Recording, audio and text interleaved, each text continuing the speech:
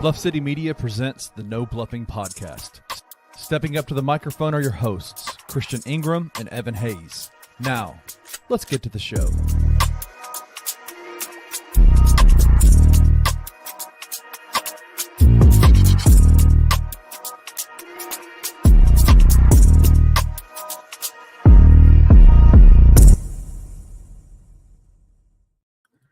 Welcome to the No Bluffin podcast, where we keep it all the way real, all the way raw, and all the way honest for everything Grizzlies. I am Chris Ingram. And I'm Evan Hayes. And welcome back, man. Glad to be back for another episode. Evan, how you feeling, my guy?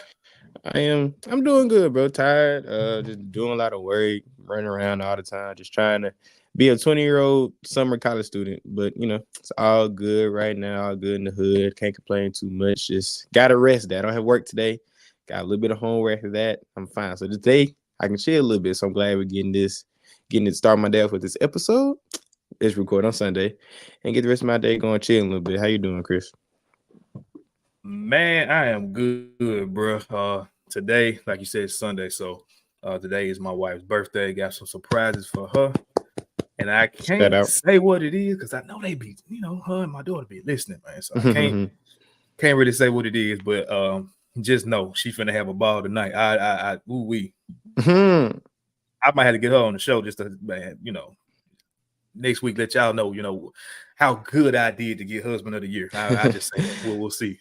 Get her raw, genuine reactions. Y'all do the social media. You should record. I bet she wants you to record when you give her the surprise, like the raw reaction. I feel like that'd be a good, Instagram reel or something like that. I'm thinking about it. I'm trying to get her to agree to being blindfolded so she don't get like tipped off at what it is, but we'll see. Yeah, we'll see. Make it fun. We shall see. Before y'all do anything, make sure y'all go ahead and give us a follow at our pod page on X at the No Bluffin Pod, no CAST at the end, just pod, as well as our personal pages there.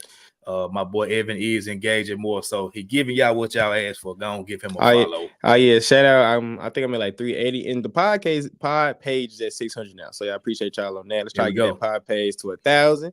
I'm on the road to 500, so we're trending slowly but surely in the right direction. So y'all and keep running my boy Chris up, obviously. Keep following the pages. Y'all engaging well. Episode last week was good too, so keep it coming. You dig? Yes, sir. Evan, once again, man, I ain't got no wild question for you this week. Do you got anything on your brain? I was thinking, like, is this something I could throw Chris off with? Can't really do nothing. You got me with that one the last week on that mystery question. Yeah. I ain't gonna hold you. My pops would talk about it. My wife would talk about it. I was like, man, this man here. Hopefully the Ingram family wasn't too mad at me for putting that. Oh, no. It's a win-win both ways on that one. Me, I think you said it was another child. Was it a boy? Which one was it? Yeah, I said which was more likely, you having a boy or the Grizzlies winning the championship first? Yeah. See, I take both of them. I take both of them. BOF. But you know what? Though, I ain't gonna hold you. If it's next year, we just talking next year. Let the Grizz win the championship because I ain't gonna hold you. I need a break. You can't do another change in diapers. Probably training somebody else. All that type of stuff. We need, get me to the end of Gigi Jackson and Vince Williams' first contract before we talk about another key. So that'll make your first child 5, your second child 3, and then the newborn. Should be right. Is my math correct? Because they got 2 more years, 3 more years in that contract. 3 more years, so she'll be 6 or 7. Yeah, something like that. This next child be 3. Then, that's not terrible having a 6-year-old, 3-year-old, and It's not terrible. That's I can do that. Yeah, that's manageable. But next year, no. Let the Grizz win the chip, and then Chris will bring the babies on Beale Street to celebrate. Yeah, there you go. It's a parade, and then they can have that moment together. And then the next child, little Chris Jr., whatever his name may be, can celebrate the dynasty, the second, third championship once we have. You go. We see the vision. Yeah, my oldest, Elena, she got main character syndrome. Had it before the second baby, so you know how it is now.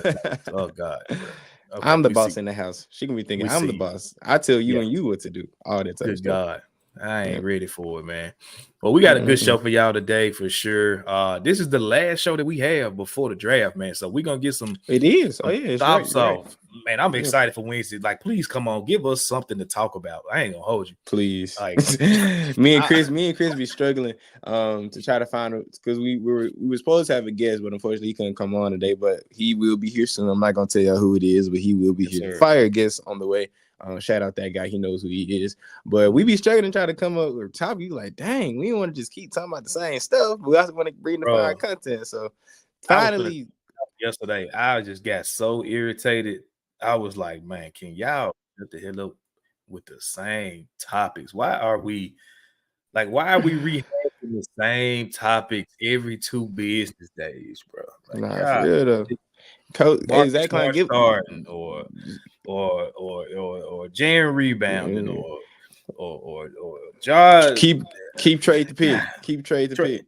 Bro, let's just talk about something else. I ain't gonna hold you. Can we find out who Grizz is under the who's Grizz's identity? Or I actually know who that is. Actually, I can't say his name. For real? Who that is? Yeah, I have a friend named Kylie O'Connor who I went to school with, like elementary school, and her dad works for the team, and she always knows who the Grizz mascot is. And he actually told me who it is. Of course, I can't put his identity out there, but I actually do know.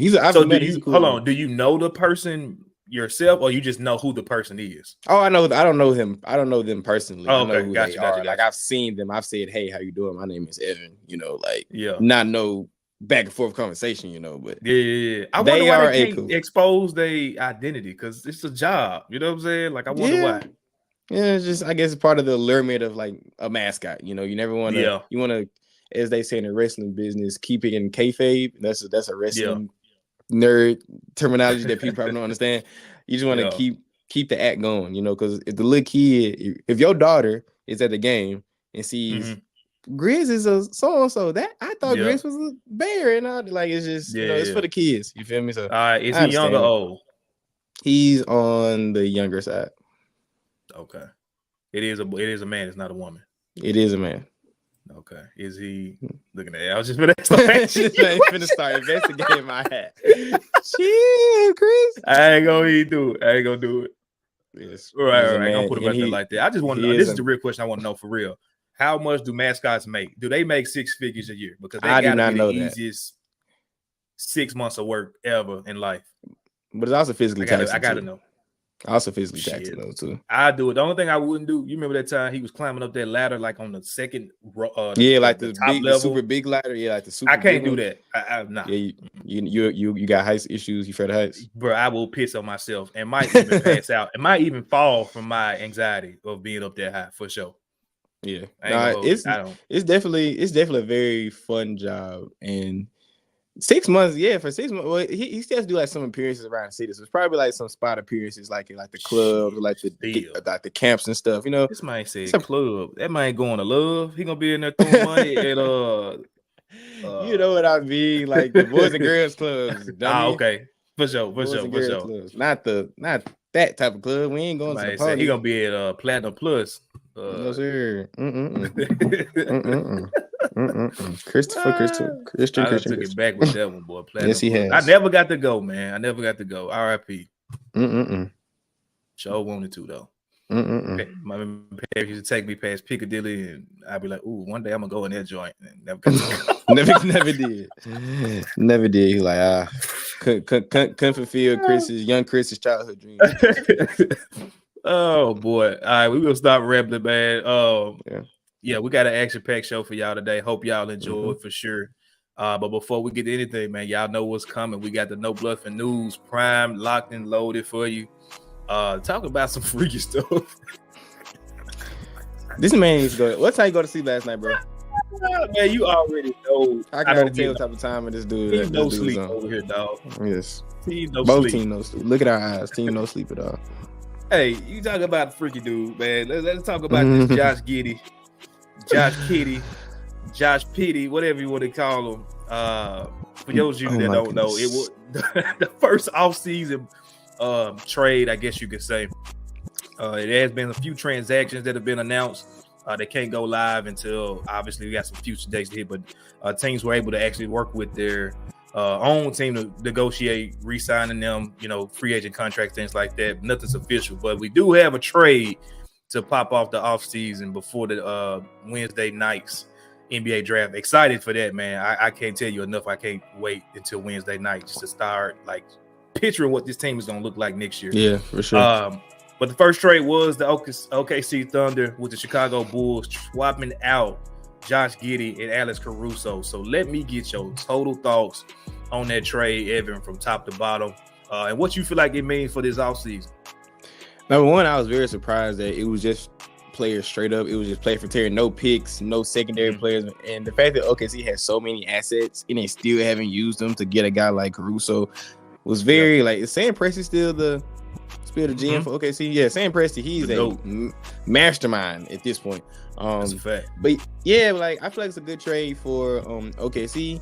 Even though I dislike OKC, I feel like it's a good trade. They get just a good veteran guy, play defense, help the young guys out, give SJ just another defensive anchor to play with him in the backyard, because he may not start, but down the stretch he's gonna play big minutes just to give Shea some.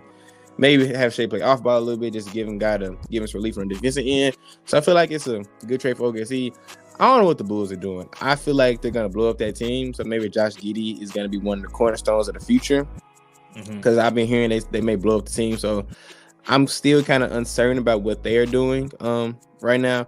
But I feel like it's still a good trade for OKC, and the Bulls, I can see where they're going if they go somewhere with it. So we're going to see what happens. I feel like this is just more to come in the offseason. I feel like we're going to see a lot of these type of moves in the offseason. Not big swing trades or just big blockbuster deals. Just deals like this just to keep things together, piece contenders together to make them a better team. Because OKC trying to contend right now. So I can just see more teams like this, like the Celtics, like the Bucks, like the Knicks, the teams that are in the upper echelon of the league, making more moves like this just to piece some things together. I don't see any big swing moves happening this offseason, especially in the trade market. So moves like this I feel it's gonna be the trend of this offseason. Yeah, I agree with that. I think that you always see these first moves that start to happen be like a precursor to what the offseason is going to be. So I agree with that. I think it's not going to be a lot of, I said in a group chat before, I don't think it's going to be these big what's those high amount of draft picks and deals. I don't think you're going to see too many 4 first-round pick deals or really even 3. You may see 2. I don't think that's going to be the thing that we see. So that's kind of what I saw from that deal, especially with them not getting a first-round pick back for Caruso. That was just kind of wild to give for sure. Him for Giddey. That don't get me wrong, bro. Taking all the weird stuff out of context, he's a talented basketball player. Last year was terrible for him. He definitely wasn't helping his team. He got benched a lot throughout the year in the playoffs for sure. But if you just go back on his first maybe year or two, you saw a dude that outside of his shot, he can bring value to a team for sure. The one thing that I will tell you that I'm watching like a hawk though, it was a report that came out right after the trade talking about that the Bulls have been looking for basically a lead point guard because of the whole Lonzo Ball situation. I don't know if I agree with them giving up at this point. I mean, you already done been with them for this long. I would try to, if I was them, now that we know that the Bulls are not the smartest front office even now, but I don't know if I would give up on him when he's finally been cleared to play, because if he can get back to his form, that's a guy that you want on your team. However, that report that came out that said that they're going to be looking to more than likely buy him out. Bro, if you know me, I'm a huge Lonzo Ball fan, and I was licking my chops. We both are. Talented. If he can get back to 80% Lonzo, obviously hoping he gets 100% for him and his legacy and all of that. But if he can get back to 80% of Lonzo Ball, if you can get that guy on a vet minimum contract, I'm gonna be honest with you, I don't care about. D Rose, keep him on the team, 100%. That veteran leadership, keep him. Scottie Pippen, do what you got to do. Great, keep him in the up and coming or whatever you want to do with him. But if I can have Lonzo Ball as my backup point guard for this next 2 to 3 years on a prove it deal to see if he can get back to himself on some Sean Livingston stuff with what he did with the Warriors, bro. But the whole point is he's 10 years younger than Sean Livingston was when he went to the Warriors. Like he's still like he's 20, ain't he 26 right now? Because he came out in 2018, right? Or 2019. He came out one of those years. But he's young. Like he's 17. It may have been 17. It was one of them at 17. Either way, he ain't no older than 25, 26 years old. Mm-hmm. And he can feel he in my opinion, he's probably the best prospect we have as a backup point guard. Like I feel like him and Tyus Jones are just kind of in that same realm. Just real solid guys. He can play on ball, off ball, knock the 3 ball down, play great defense because all the balls great defender. Oh my goodness, he's a great defender. High basketball like he's 6'6". He's 6'. He big. He's strong. Like if we can get Pelicans version of Lonzo, because Bulls Lonzo was cold, but even Pelicans version of Lonzo when he was just getting his shot back. I'd take Lakers Lonzo. I don't know about that. But the second that just ups the okay, Lakers Summer League Lonzo, my bad. Lakers Summer League Lonzo, yes. Lakers Summer League Lonzo. We don't want Lonzo Ball when he was starstruck and Patrick Bailey was kicking his tail every game. No, we don't want that one. But yeah, that just ups the value ups the ceiling of that second unit because the Grizzlies have been the best when we are a deep team. And that just adds depth to the roster. And right as we talked about, that backup point guard spot right now has a little bit of question marks. We have Scottie Pippen, we have Derrick Rose. We can maybe bring another guy in. It's not solid. If we bring down Alonzo Ball, undoubtedly it's gonna be Jai at the starting one, Alonzo Ball at the second one. We can let them boys figure it out. So it's something to keep an eye on for sure. But at the end of the day, with the trade, I feel like it's a good trade for OKC Bulls. We're gonna figure out what they're doing, and I feel like we're gonna see more of these deals as the summer goes on. I think they rebuilding, which they need to. You got blow the team up, bro. Yeah, blow that up. I don't understand these people, even like the Knicks. Like y'all have a bunch of fringe players. Like get all that off your roster. Get all the picks that you can get. I'm not saying take as long as OKC did their compete because you can probably do that faster. But yeah, bro, just start over. Get it out of here. Like nobody want to see that. Yeah. Now, the experiment of Levine and DeRozan, 2 guys that are slashers that can't shoot the ball like that. Well, Levine can shoot the ball. And Vucevic and all these not older, but past their prime players. It's just it's not a good recipe for success. It's just not. And just blow it up. Have Levine go to somewhere that he can contend. DeMar can go somewhere he can contend. Just start over, bro. It's Lonzo's knee fault though, because if Lonzo was healthy, I think. Oh, that team would have been nice, bro. Oh my goodness, that team before he got hurt, that with Caruso on the team, that team, bro. When they put out him, Caruso, Lonzo, Levine, DeRozan, just a big man. I can't remember who because Vucevic wasn't on the team at that time. He been there the whole time. Yeah, he has there. That lineup right there was different. Like that lineup was that was a very fun team to watch. Honestly, very fun team. Hell yeah. I want to play with that 2K too. Yeah, for sure. But shout out Lonzo though. We hope you get healthy, bro, and maybe future Memphis Grizzly. Zach Kleiman, come on with it. Listen, please bring. I heard some smoke around deadline time about some other stuff that I can't talk about, but yeah, just come on, Lonzo. Make it happen, Captain. Come on, get the Memphis, dog. I know it's a different market, but hey, why not, bro? You got some good food down here, bro. Get some good food. You can bring. Don't bring your daddy. Don't bring your daddy. Keep your daddy. Man, bring your daddy, bro. Nah. Come on. Bro, can you imagine LeVar Ball and T. Morant? Oh my God, that's gonna be a show. Oh, that's turn gonna be the city up. They gonna be in love. They gonna be at.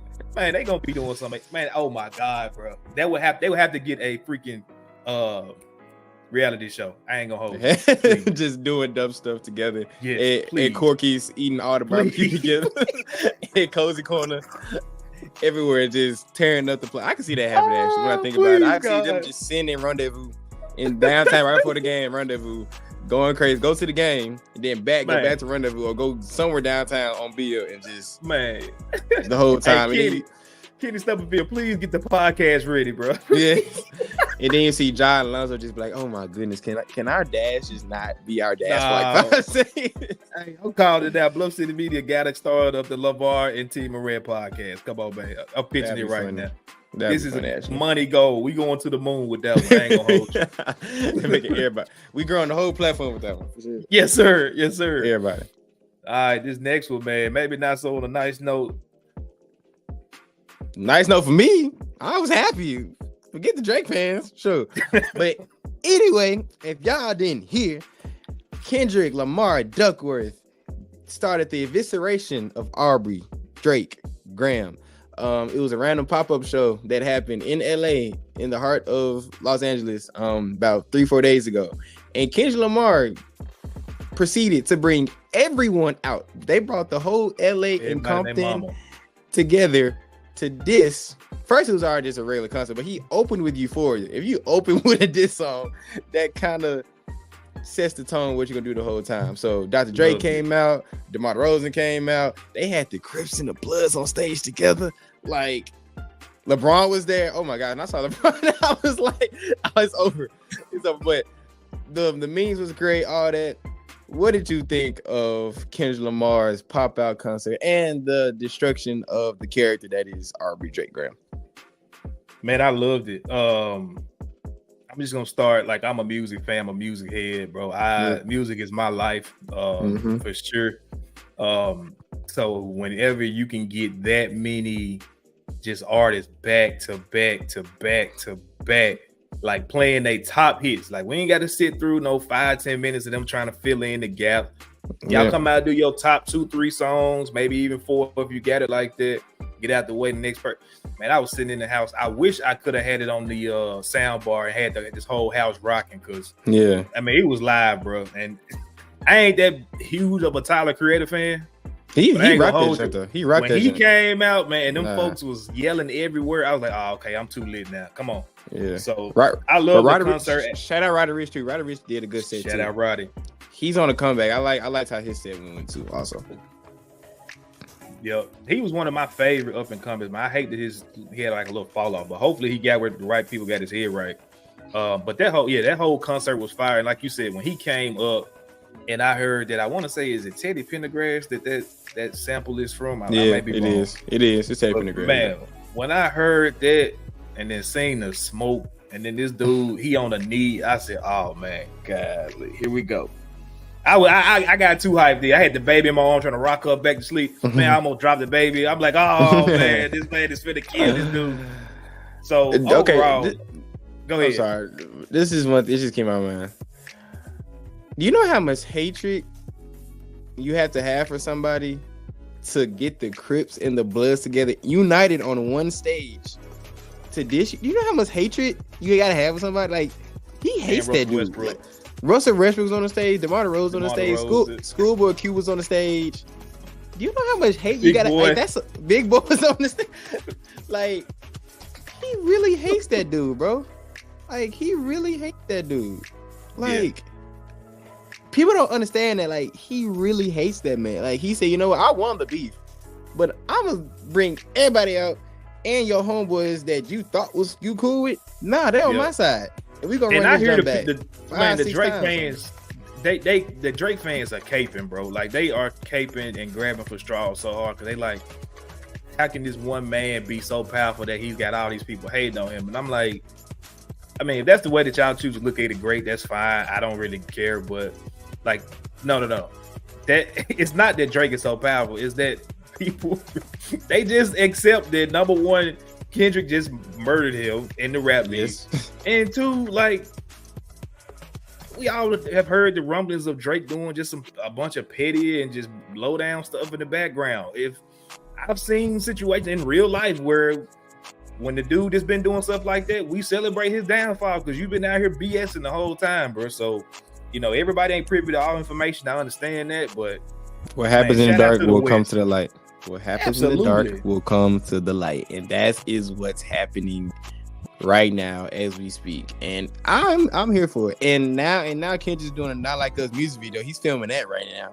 So when that comes out, that, you know, that's gonna be number one on trending on YouTube for at least 2 weeks. Like, I'm here for it. I even had my mom and my pops watching it, and they not even big Kendrick fans, and they was rocking out to it. They was like, "Oh, this is nice. What is this?" And so I'm like, when you got the young generation and the old generation all coming together, and that's what music is about, like just bringing generations together, bringing people together, bridging that gap. Exactly, bridging that gap. When you have just people together, just like celebrating hip hop, first celebrating hip hop, celebrating Black culture, and then praying the downfall of one dude that's been kind of weird and kind of mooching off Black culture and yada yada. I ain't gonna get into it too much, but you know what I'm trying to go with. It's a good sight to see, bro. Like, I'm sorry, like I'm all for it. And Drake, do better. If you don't want this to happen, do better. That's all I gotta say. Quick question for you and the people that are listening right now. Do you think he's gonna ever be the same after this? To my Drake, as he was before, yeah. Do you think it's gonna be a slight fall off? Does he get back to making those dance with our hand in the air? What you think? I just think because that's how the nature of just people are in these days. People have short memories. I really don't think that he's gonna take that big of it. Maybe like in the mind of like hip hop purists, if you were to call us that, I feel like I'm not. I feel like I know music. You feel me? Like with the like the non-casual music listeners, yes, he's gonna take a hit. But like the casual fans, I feel like he's still gonna be Drake. That's just how that is how I see it. I think because not to bring it up, people still play R. Kelly's music. I'm sorry, like people still like his music, and he's one of the worst people to ever exist on planet Earth. Like we don't like. People still play Elvis, and they just gloss over the stuff he did. People still play Michael Jackson. He had a lot of allegations for him being weird. Like people still play. If you have universally loved music as Drake does, people still gonna play your music. It's just with the non-casual fans, they may take a hit. Like it may.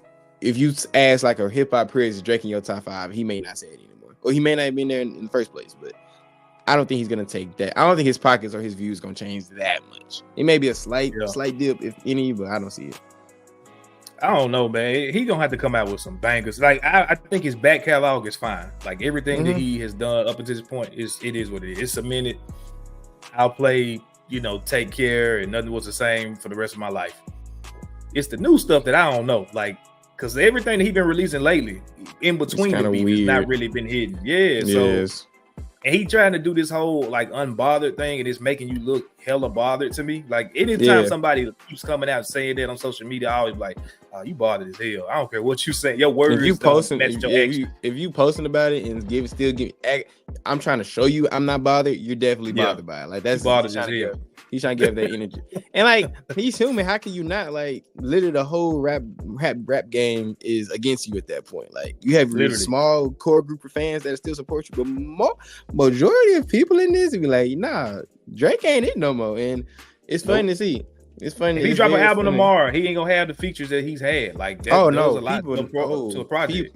People are not gonna be one to, at least for right now. People are not gonna want to just hop on Drake songs on it. People gonna arm's length away because we still will never know if everything that Kendrick alleged is true. One day, never. Yeah, maybe one day. But today we gonna find out. Surviving Drake. It's gonna be a Surviving Drake documentary. R. Kelly thought the same thing, bro. He said, statute of limitations. I'm in the clear. Shit. Yeah, you thought more. So if for the right now, it's not gonna be as to the level that he was before, but I still feel like he's still gonna be Drake, especially if he drops something good. But take your L and move on, fam. Don't respond no more. Don't make any more comments. Don't rap over your diss beats anymore. Now that was an L move in my opinion. Rapping over on that Sexy Red song, he rapped over BBL Drizzy. That is the king of I'm trying to act like this not bothering me. I'm trying to cool. He like, oh yeah, I'm gonna feed into it. I'm gonna rap over my own beat. Don't do that, family. That was a bad move. Stuff like that is just but Drake been corny though. Like, so if people acting like this is something new, he been corny. It's just, again, when you've been making us dance and all this for forever, you look past certain stuff. But he been corny, bro. So it ain't nothing new. It's magnified now because he lost so bad. But let us know how y'all feel about it, as well as y'all get bonus points if y'all let us know. If you watched the concert, what was your favorite performance from the other night for sure? Evan, we're gonna run through this one real quick because I don't know how we went so long on this. It's crazy. It's music. Time is flying. Yeah, time just flying. Yeah, and then we spent the first 10 minutes just rambling about nothing. Also, so that took because Chris was talking about some crazy stuff. We were just talking about whatever. So that took. Man, yeah. Hey, last one real quick. I don't have too many thoughts on it anyway. But just if y'all again, if you're not haven't known what's going on, JJ Redick finally did get the LA Lakers job. He is the coach signed through the next 4 years. Unfortunately, in the same week, Monty Williams, after a terrible season with the Detroit Pistons, I want to say it was the first season of a big contract, almost the biggest NBA coaching contract we've ever seen. They let him go. He still got $65 million guaranteed and tied to him. I think he has what we all would like to call as black folks reparations, and he's going to be okay if he don't get another job. What's your thoughts on this situation? Monty Williams is the smartest man in the NBA because he just first he got out. Yes, okay. You never want to see a man get fired. That's number one. You never want to see a man lose his job. So that's first and foremost. But Detroit wasn't the best situation, and he's $65 million richer. So, But nah, real talk. Like, I was very surprised they let him go after 1 year. I feel like if you have such a talent like that as a coach, I feel like you let him at least get 2 to 3 years. I'm not a big fan of firing coaches and having coaches be the scapegoat in general, unless he just generally doing a bad job. I'm that type of guy. I think coaches should be. I think it's to have a good coach, he has to be there or she has to be there for a long period of time. Expecting just quick turnarounds, that's just not realistic in most cases. So I thought it was kind of weird to fire him after 1 year because whoever you're gonna get is not gonna be as good a coach as him. So for Detroit, it didn't make sense to me. So yeah, that was just kind of my thoughts. If Monty Williams wants to coach again in the NBA, he would coach again in the NBA. I have no quarrels with him.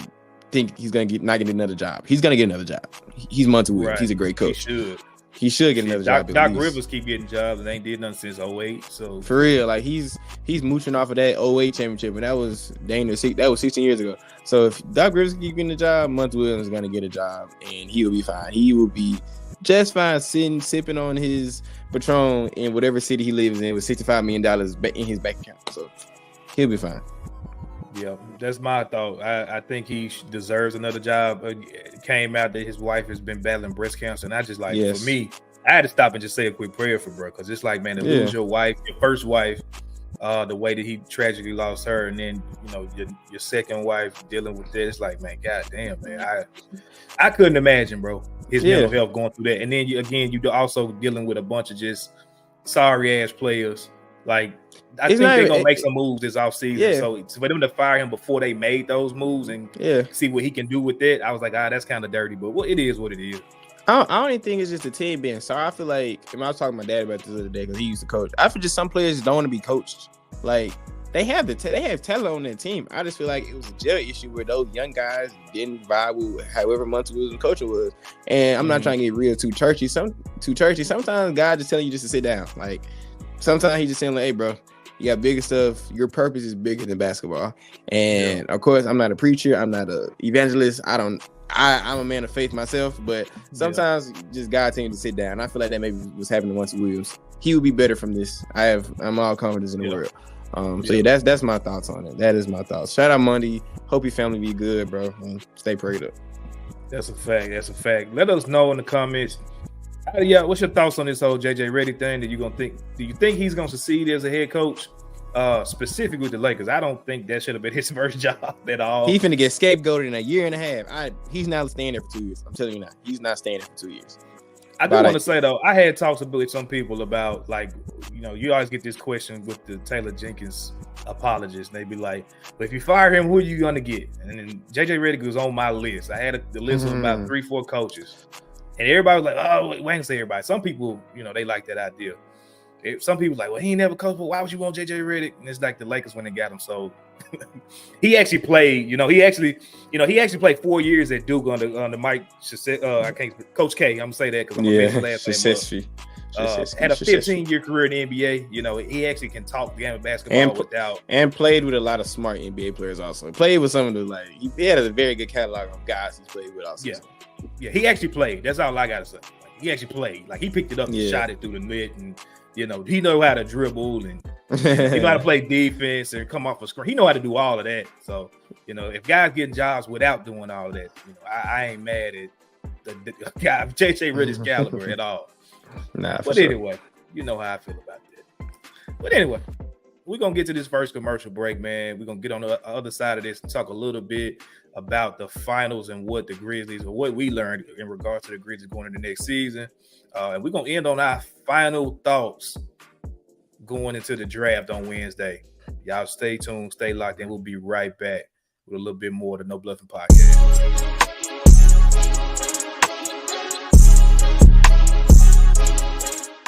If you're Zach Kleiman, he's had a history of going up in the draft and getting who he wants to get. Oh, for sure. In 2019, he didn't get up good enough. I mean, not 2020. 21, whatever. The Zaire Williams year, he didn't get up high enough to get the guys he wanted. Mm-hmm. Do you think he'll make that mistake again, or do you think he'll do what he needs to do if Donovan Clingan is right there at 3 to be for the taking? Yeah, I always categorize, Kleiman and the Grizzlies as like a controlled aggressiveness. That's their approach. And what I mean by that is, everyone should not be surprised when we get to the offseason when you hear the Grizzlies are involved in this, the Grizzlies are involved in the Grizzlies because that's their style. They're going to be in most, if not all, of the conversations. Yeah, you kind of about to break the code in this joint, man.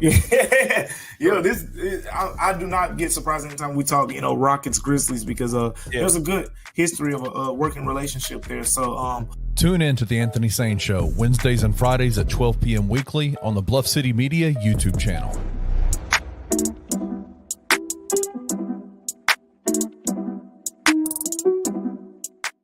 Jason Tatum weirdly always been like a target for criticism outside of like his first and second year, like when he was 19 years old, going at LeBron in I think it was in the Eastern Conference Finals. Ultimately, if they sweep Dallas and Jason Tatum doesn't go over 20 points in the whole series, I don't think he's going to care because it's better than him scoring 44 and 45 in the finals or in the Eastern Conference Finals in years past and coming up short. Which position do you think Luka would rather be in? Scoring 36 points a game and losing, or being Jason Tatum, being up 2-0? Jason Tatum is a legitimate superstar in the NBA. Yeah. He is not that dude like back in Jordan and Kobe's era. It was, I've got to get mine for us to win. You got the Jokic's, you got the Jason Tatums, you got all these different guys who are more like, man, I'm going to do whatever it takes for my team to win if it means me not having to get mine all the time. Tune in to On the Bluff with Christian Fowler and Gabe Kuhn every Tuesday at 12 p.m. on the Bluff City Media YouTube channel. Join Daniel Greer and Nathan Qualls this Wednesday at 7 p.m. for the Grizz 901 live draft show.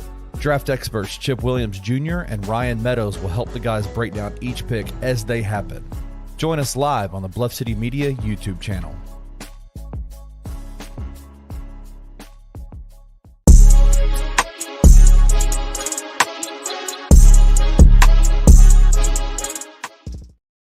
Welcome back to the No Bluffin podcast, where we keep it all the way real, all the way raw, and all the way honest about everything Grizzlies, man. Evan, the finals is over, my guy. It's over. It is. Done. Gentlemen sweep by the Celtics 4-1 on our Mavericks. I say our Mavericks because we chose to win. We look very dumb at the end, bro. We look very stupid. Like we both. Hey, ain't my fault. One of us looking dumb. We both look stupid this time. I don't appreciate that, but hey, it happens. Gotta take the lumps with the good things too. It ain't our fault. Luka got out there and shit the bed, and Kyrie didn't want to show up and lost his aura going back to Boston. Who would have thought? Who would have thunk that was going to be the situation, man? Not me. But sometime it happened. I just know Ja Morant would never. That's all I got to say. Yeah. You got to get there first. But Ja Morant. Yeah, that's true. Got to get there, man. So, in regards to the finals, man, we saw a lot. People talked about their run maybe not being as competitive as runs in the past. They had a cakewalk. They had this. They had that. But they also had, let's just keep it a beam, bro. They had the best team this playoffs. I'm sorry, 1 through 5, they had the best team, even through their little health issue they had with KP. What would you say is just some of the things after you watching them throughout this, their 16 wins they needed to get, that the Grizzlies maybe need to try to mirror? As well as, do you think they even need to mirror that, or do you think they should try to forward their own path? But let's start with that first one first. Honestly, like, and when you hit me with this, I was wrestling with it. Like, the Celtics, they won a championship because they top to bottom had, like you said, the best team. Mm-hmm. And I'm honestly, I'm not a fan of building teams to beat one guy or to be like them. I don't think fact check me if I'm wrong. Look at the history of NBA champions. There isn't one way they win. They may have similarities, like they may have a best player that's a wing, or they may be top 5 in defensive. That's not personnel. That's just how trends go. Right.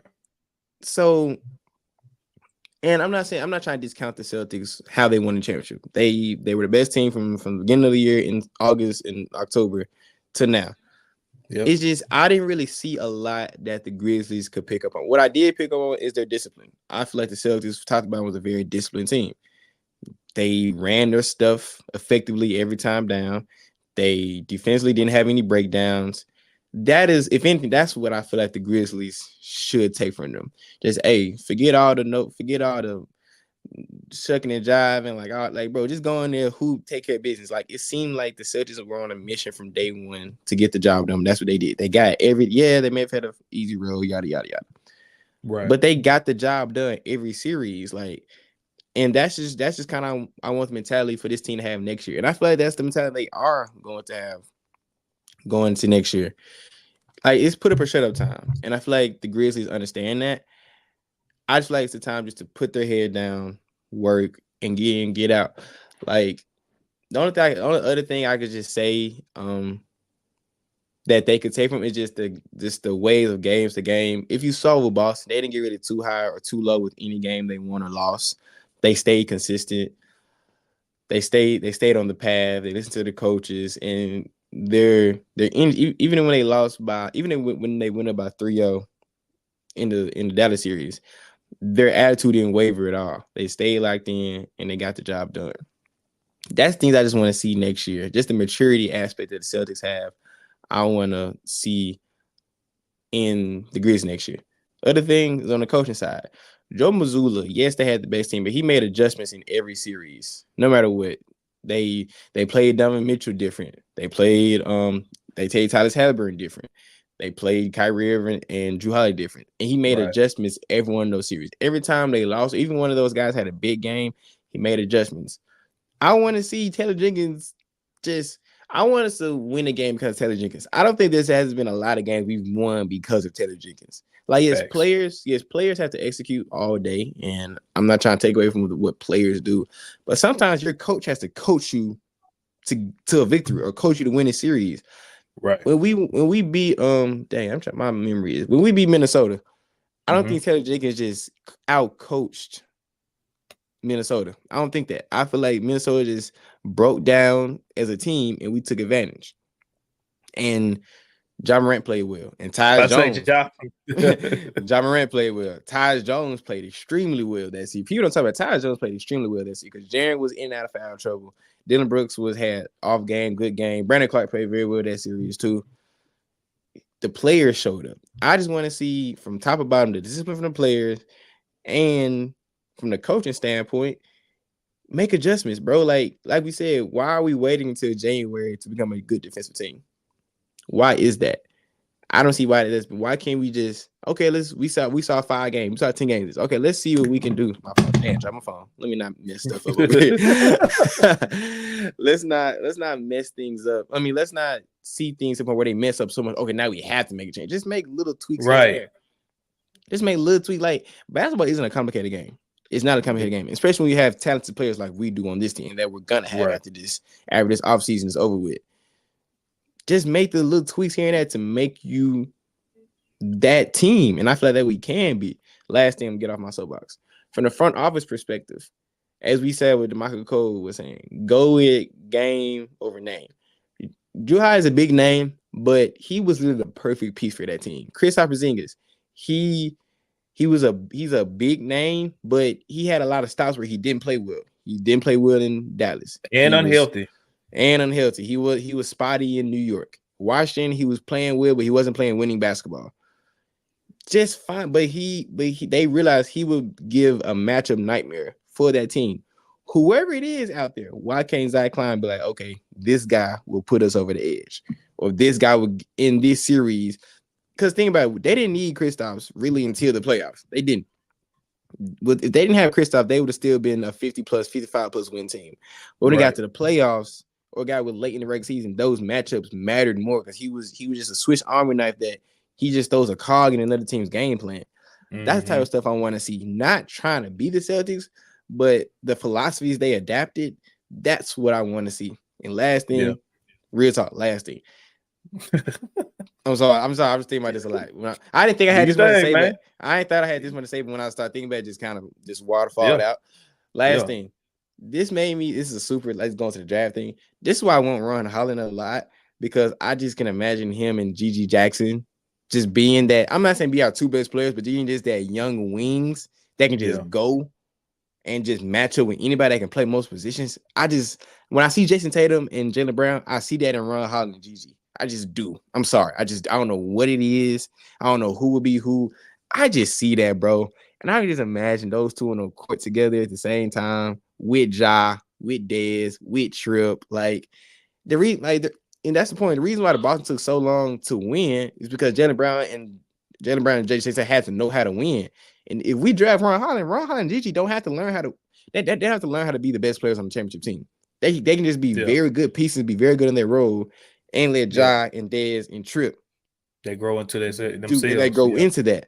So that's what I gathered from it. And people may not agree with me on the Ron Holland thing, but that's when I saw those two, I saw the future, what it could be with Ron Holland and Gigi Jackson.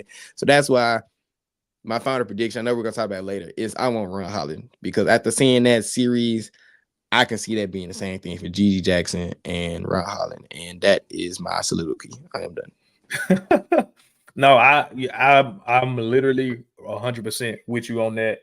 I think I retweeted a couple weeks ago. It was Jaylen Brown and Tatum doing something and said the exact same thing. Like, that could be them in a few years. And you get sometimes Grizz fans, when you say stuff like that, they get up in arms because it's like, well, what about this player? What about this player? And in my mind, it's like, what about him? Like, you as a Grizzly fan should want the best team out on the floor. And whoever that is, that's all you should care about. It shouldn't matter like what player is above what player. If Ron Holland becomes, which you like, I don't know who is who. No, I can tell you who is who.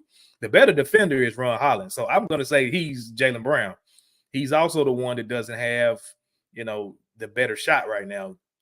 Gigi does. And Gigi, if y'all, I just look at the way Gigi moves around the court. Aesthetically, the way he runs, maybe it's because he got little legs compared to his upper body, the same way that Jason Tatum did coming in. They even run and jog the same. The way that they dribble is a little different. I feel like, Gigi has more of an outside, like black top type of game. But at the end of the day, like, that is definitely the comp that I see. And if it takes 2-3 years, maybe 4 years, whatever, that's fine. But I think in your peak years, you can definitely see a team, especially the way the league is going. If Gigi is 6'10", probably even still growing, may come out to be 6'11" when it's all done. He may be a footer like KD hides that he's 7 feet. You run a team out with Ja Dez, Ron Holland, Gigi Jackson, and Jaren if he's still here, or another center. Obviously you want to keep him in the fold, but that team is going to get expensive as well. But that's a very versatile team, and it allows you not to really have to worry about Ja or Dez defending when you got Holland, Gigi, and a DPOY, former DPOY at that at least, and Jaren. I mean, that's a pretty stacked lineup that I would love to see. So I love that. But like you said, I'm totally against building your team to beat one particular team. I'm team build upon your strengths, and try to fix your weaknesses in the process of that. I don't care about Jokic. I don't care about Embiid. I don't care about the Celtics, because the Celtics, they have something that most teams don't have. That's why I love what you're saying about Ron Holland and Gigi. No other team in the NBA has two all-NBA players that are 6'8" and up. Like, nobody has that.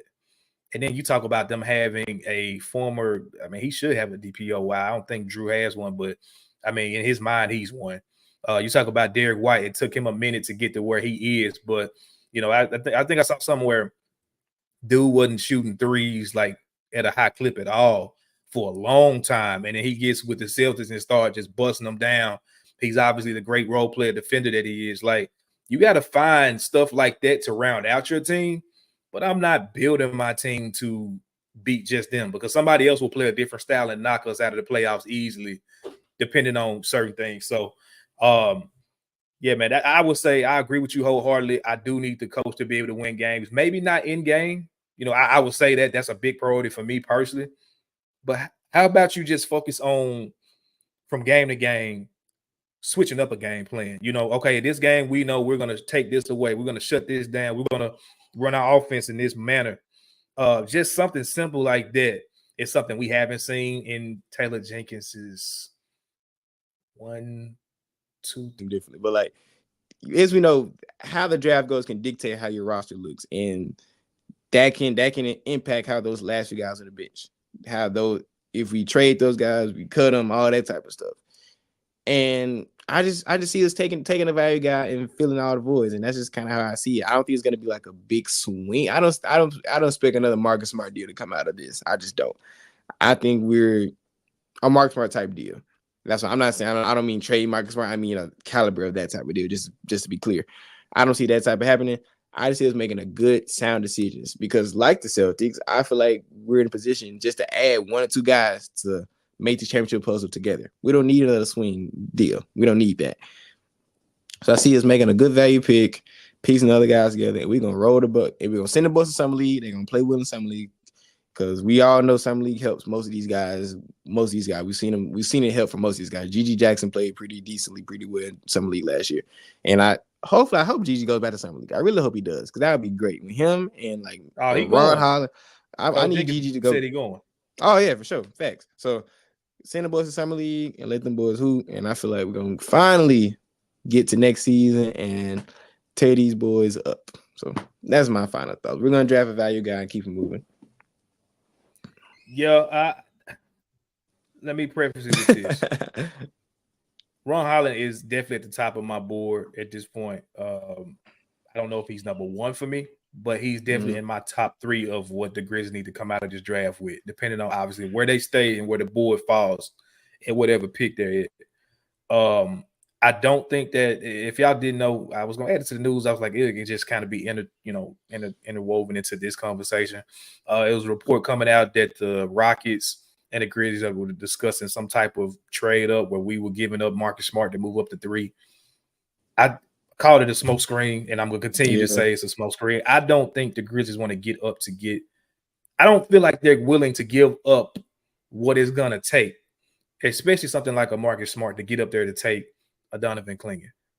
I just don't believe that. And I don't believe not just Clingan. I don't think it's anybody in that top 3 that they're willing to part with assets, especially somebody of Marcus Smart's caliber, to get up there how to take a young guy. Shout out to DeMichael Cole. I was listening to him the other day, and he made it just come back to my mind of all of this.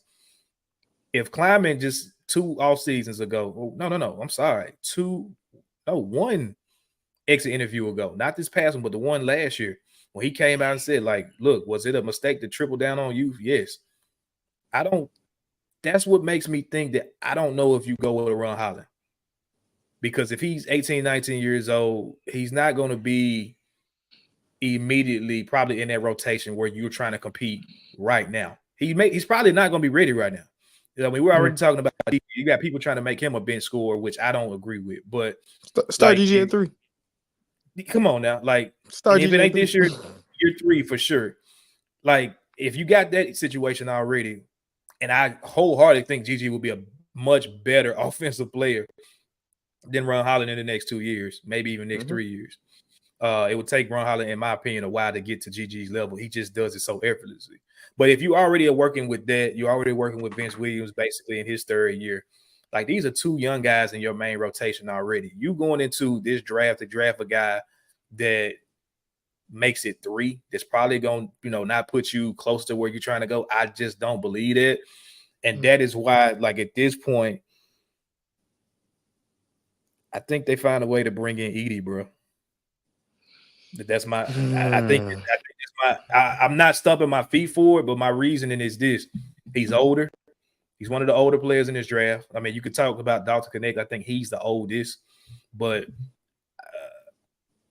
that's a possibility. I know they linked to him. I know they like him too.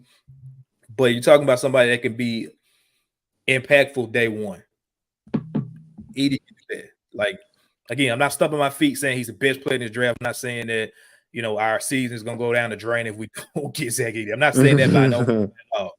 But what I am saying is that if you're talking about going into a playoff run next year and you need this young player that you're bringing in to be impactful in games immediately, in whatever way you're trying to say, him just being the behemoth that he is, being able to be the biggest person on the floor, rebound, set screens, and take up space. He's going to be a decent defender because he's not slow in the feet.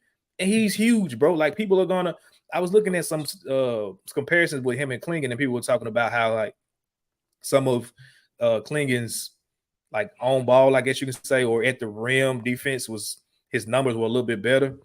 But if you watch people against Zach Edey, bro, they just go away from the rim. Like they don't, they go up there, they see him, they just go the other way. And I think it's like Wemby. It's the Wemby effect. Like they don't even try it. Exactly. Yeah. If you don't take that into account, yes, numbers can be skewed. That's why people say women lie, men lie. Numbers don't. No, numbers can lie too. They can skew things if you don't take the whole picture in account. And so when you factor in all of that in, if they keep the pick, that is kind of where I'm leaning. I don't know if they stay at 9 to get them. You know, a lot of people talking about trading back, but I'll say this: I don't know that if you trade back, he's gonna be there. He's got a lot of promise, so that tells you can only go back so far. And if you're looking at the landscape of the league, I don't know if he goes to OKC because I don't know if him and Chet make sense, but they are picking 2 picks behind us.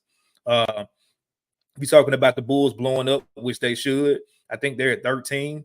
They're right there behind us. Do you swap with them and hope that he's there at 13? It's just,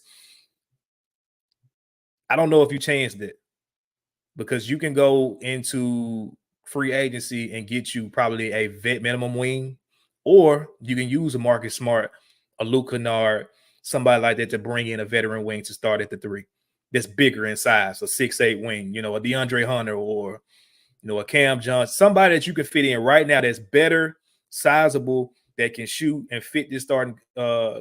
I think that's probably the route that I would go at this point. Bring in Edey and sign you or trade for like a vet man center to start. Or you know how I give it up. I do love the John Collins idea. You start him, you have Edey come off the bench to flank with BC. That just gives you a super versatile front court going into the next season with BC, John Collins, Jaren, and Edey. Swap the Collins if you want to get somebody else. That's fine. At this point, I'm just looking at opportunity cost, what you got to give up to basically maximize this team. And I look at it like this. If you go in next year with Ja Bane, DeAndre Hunter or somebody, Jaren, and either Collins or Edey or Trumpet, somebody like that, and you still got a decent bench coming off, you just pray for health, bro. Pray for health, and that team can, if they can get health, that team is going to win a lot of basketball games, and I'm talking about playoff games too. It's just going to be up to them to maximize. So that's where I go with it right now. I would love to have Khalil Ware. Like, it's guys I would love to have on this team. Let me just say that. I'm not stumping my foot for any one guy no more. Like, I was team Khalil Ware, and that was it for a long time. But if I'm talking about wanting to win the championship next year and maximizing this pick that somebody's going to be able to win or help us win for the next 2 years without having to give up a lot to get them, that's where I land on this Zach Edey thing. If you want Clingan, hey, that's fine. Do what you do. I don't care really.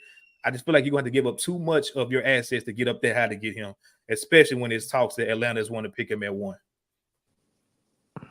I can't argue. Like, I like everything. I like a lot of you said. I can't argue. I'm still not sold on Edey, and my boy Edey's my 3. I rather have Holland, Ware, and then Edey. Just kind of what we talked about last year with DG. I just see that him clogging up so much space and so much attention when you have a lot of guys that work downhill, as in Ja, Dez, G can get to the rim, Vince when he wants to can get to the rim, Jaren operates in the paint. I just don't see that working fit-wise offensively. Defensively, I see it working wonders because, you know, I love defense. I'm a defensive mind.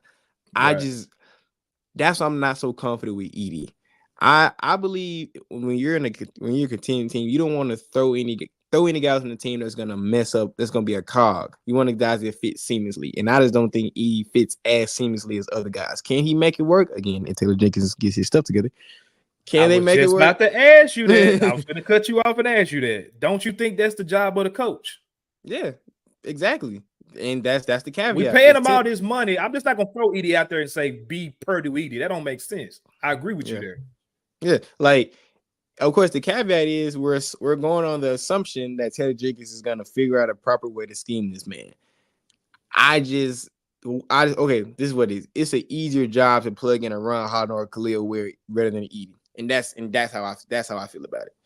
I feel like Ron Holland seems because he'll be your like 3rd or 4th wing, especially if the reports are true or not trading Marcus Smart. He'll be behind Marcus Smart, Gigi Jackson, Vince Williams, and probably him.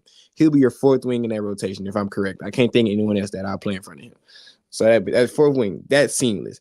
With not to say Derek Lively. Oh my God, that's my brain went to. Khalil Ware can be kind of like a Derek Lively type. He's gonna play a lot of minutes, but they don't need him to play 30, 35 minutes a game. there's guys around him. And I feel like we draft Khalil Ware, we're gonna get another big man like an Andre Drummond in office. I don't feel like Khalil Ware is gonna be our end all be all big man. We're gonna have someone else off the bench, or maybe start Andre Drummond in front of him. I'm just saying that because that's the guy that I want. And maybe someone else out there, like Goga Petites. We talked about him too. Just anyone that can come in and be productive. In Khalil Ware, he has a little bit of an outside shot too. Like he can expand the floor a little bit as well. Has a very underrated shot. He does a little bit of everything well. That's why I like Khalil Ware so much. Draft him at 9, is that kind of high? Yes, that's why I can see us trading back. I feel like he will be there. If we do trade back, he will be there. I do too. That's why I like Khalil Ware. I'm not super against Edey, but I just don't see it as fitting as seamless as early as a Holland or Khalil Ware. Because yes, we have time because we're a young team, but we also don't have time because other teams are getting better at the same time. Our championship window is not as big as people think. We have maybe 1 to 3 years. That's what I feel like our window is. Because I'm sorry, that big Frenchman in San Antonio is gonna get better, and that team they're gonna surround him with a lot of good. And people not talking about. And San Antonio has 2 first-round picks this year.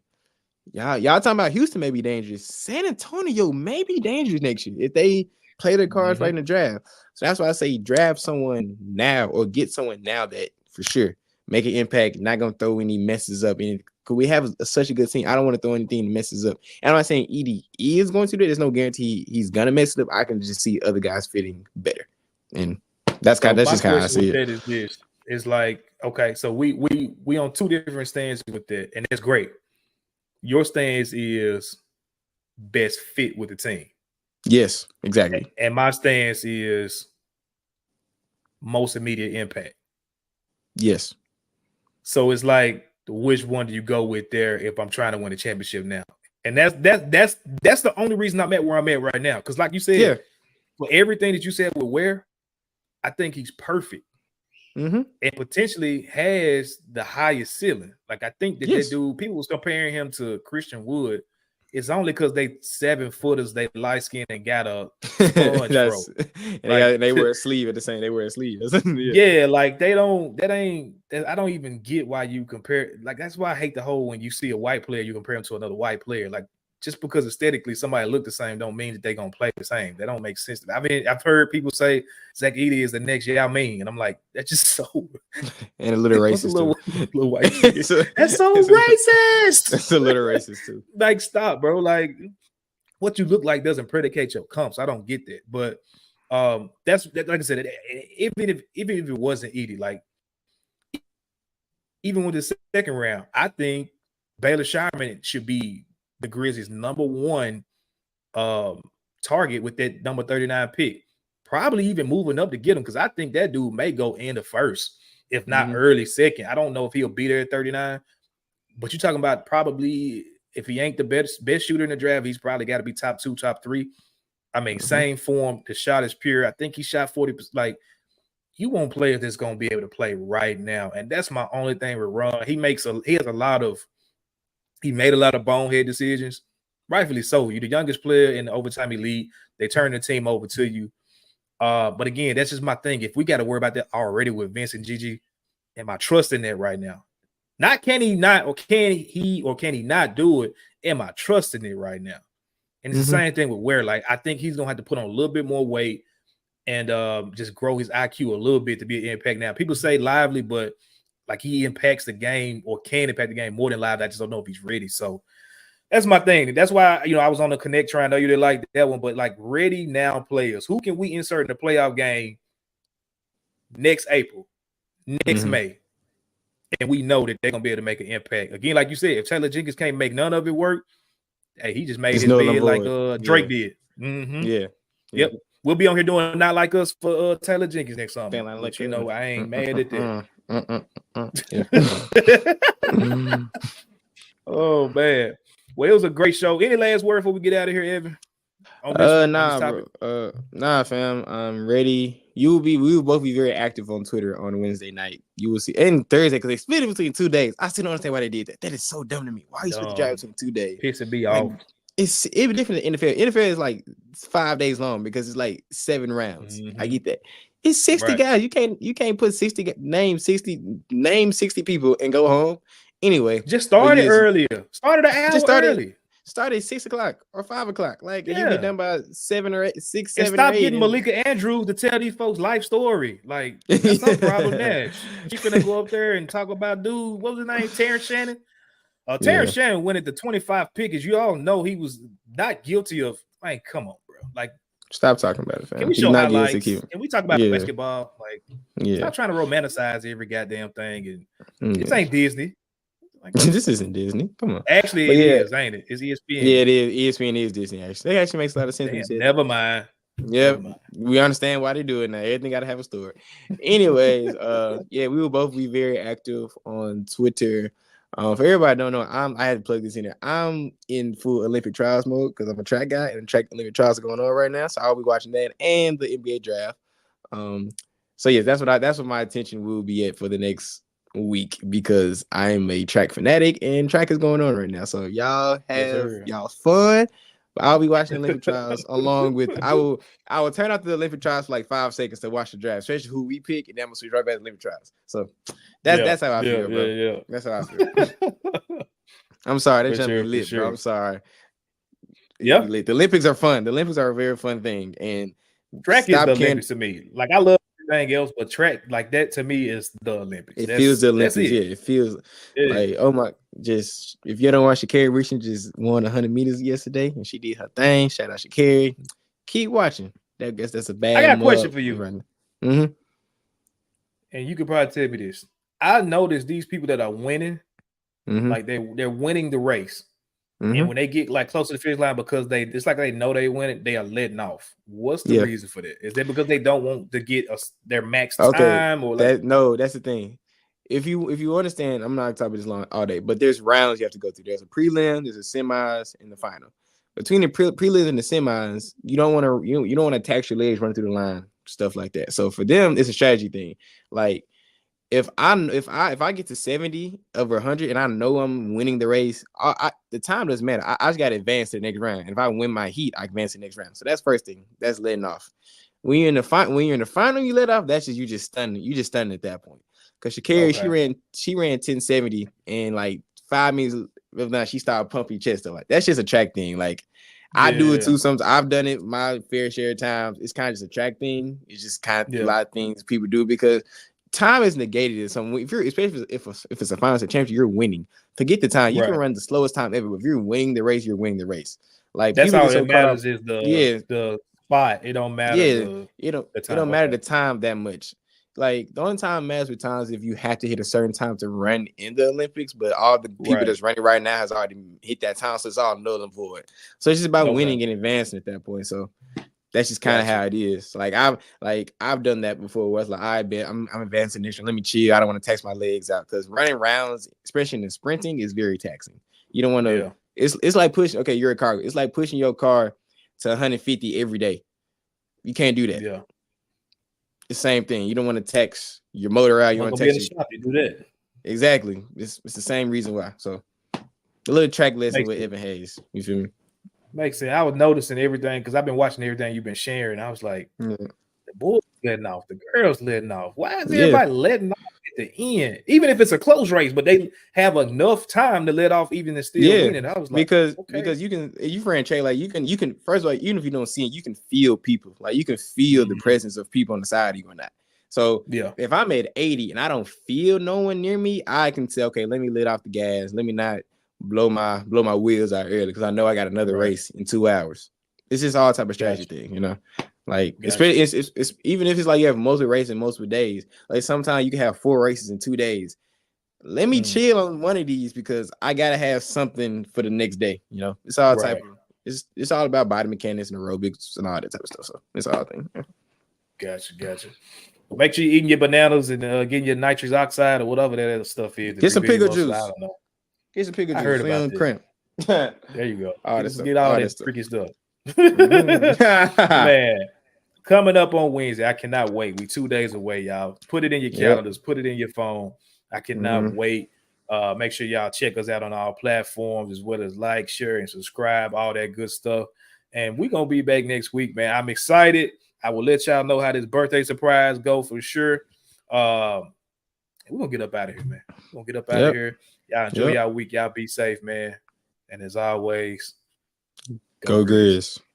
We up out this thing. Thank you for listening to this episode of the No Bluffing podcast. If you enjoyed this episode, like and subscribe to Bluff City Media's YouTube page.